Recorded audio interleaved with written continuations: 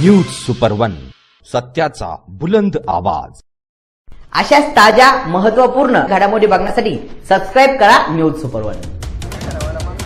Panthers Bhim Sangram सामाजिक संघटनेचे शेतकरी आघाडीचे राष्ट्रीय अध्यक्ष छानराज उत्तम क्षेत्रे यांनी वडारवाडी तालुका जिल्हा अहिल्यानगर येथील ग्रामपंचायतवर असलेले प्रशासक यांनी 2022-23च्या लेखापरीक्षण अहवालानुसार महिला बालकल्याण निधी, मागासवर्गीयांच्या विकासाकरिता आलेला निधी, अपंग कल्याण निधी असा ग्रामपंचायतचा 15% निधी खर्च केला नसल्याची तक्रार उपमुख्य कार्यकारी अधिकारी जिल्हा परिषद अहिल्यानगर यांच्याकडे करून केलेल्या तक्रार अर्जावर 7 दिवसात कारवाई करण्याची मागणी करत, अन्यथा जन आंदोलन करण्याचा इशारा त्यांनी दिला होता।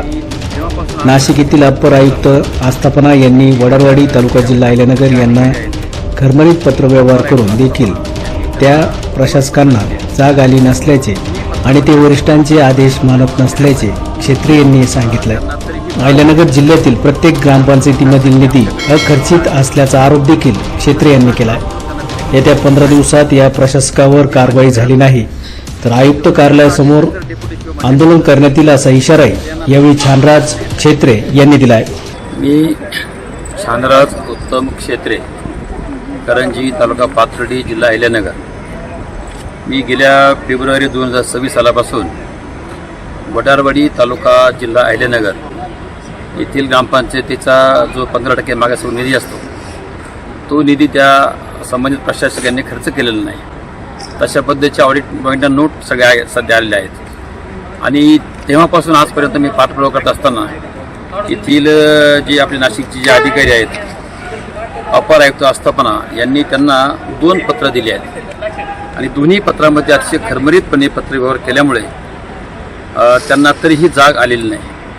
त्यांचं म्हणणं असं की आमच्याकडे हे ईमेल आलेच नाहीत। मी त्यांना स्वतः झेरॉक्स करून त्यांना दिले की हे ईमेल आहेत, परंतु ते मान्य करत नाहीत आणि मग वरिष्ठाचा आदेशच जर डेप्युटी शिव मान्य करत नसतील तर यांना धाक कोणाचा राहील नाही असं याच्यावर स्पष्ट होतं। आज हा 15% मागासवर्गीय निधी जो आहे त्याचं महाराष्ट्रामध्ये अब्जावधी रुपये अखर्चित आहेत असं माझं मत आहे। मी अहिल्यानगर जिल्ह्यातील अनेक ग्रामपंचायतीचा शोध घेतलेला आहे। असं शोध घेतला असता लक्षात आलं की प्रत्येक ग्रामपंचायतीकडे 50-60 लाख रुपये अखर्चित आहेत आणि ही अत्यंत धोकादायक आहे। मला वाटतं मागच्याच वर्षी अहिल्यानगर जिल्ह्यातील कर्जत तालुक्यातील कर्जत ग्रामपंचायत हायकोर्टानं पुन्हा डिझॉल्व्ह बरखास्त केली आहे ह्याच मुद्द्यावर। येथील ग्रामसेवक निलंबित केले आहेत। इतकं मोठं सिरियस प्रकरण असताना देखील आयुक्ताचे आदेश देखील जर डेप्युटी शिव आणि शिवसाहेब ऐकत नसतील तरी निश्चित शासनाचं अपयश आहे असं मला काही हरकत नाही। आम्ही दुसरा आणि महत्त्वाचा मुद्दा या उपस्थित केला आहे की जे शिक्षणाधिकारी प्राथमिक आहेत अहिल्यानगर जिल्हा परिषदेतील त्यांच्या कार्यकाळामध्ये त्यांच्यावरती एका शिक्षिकेने ॲट्रॉसिटीसारखा गुन्हा दाखल केलेला आहे। त्याची 4 पिलं आणि ते 14 जणांवर गुन्हा दाखल केला आहे।